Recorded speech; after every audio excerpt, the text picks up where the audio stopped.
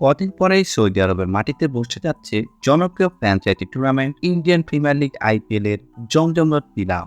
আগামী 24 থেকে 25 নভেম্বর দুদিনব্যাপী দ্বিতীয় বৃহত্তম শহর জেদ্দায় চলবে ক্রিকেটের এই মহাযজ্ঞ। এবারের নিলামে 13 বাংলাদেশি ক্রিকেটার নাম জমা দিয়েছেন বলে জানা গিয়েছে। সম্ভাব্য তালিকায় মোস্তাফিজুর রহমান, সাকিব আল হাসানের সঙ্গে থাকতে পারেন তাসকিন আহমেদও।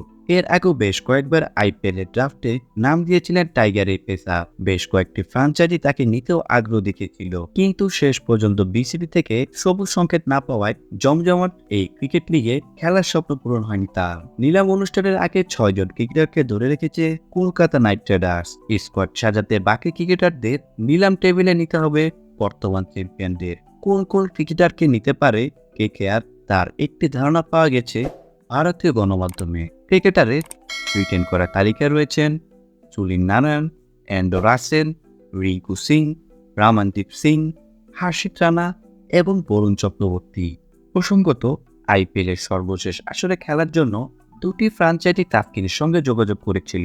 পাঞ্জাব কিংসের পাশাপাশি কলকাতা নাইট রাইডার্সও এই পেসারকে দলে বেড়াতে চেয়েছিল। তিনি নিজেই জানিয়েছিলেন গণমাধ্যমকে। তবে বিসিবির আপত্তিতে শেষ পর্যন্ত কোনো দলের সঙ্গে চুক্তি করতে পারেননি তিনি। ভিডিওটি দেখার জন্য অসংখ্য ধন্যবাদ। নিত্য নতুন এমন ভিডিও পেতে হলে আমাদের চ্যানেলের সঙ্গেই থাকুন, সাবস্ক্রাইব করুন, ভালো লাগলে অবশ্যই লাইক করুন।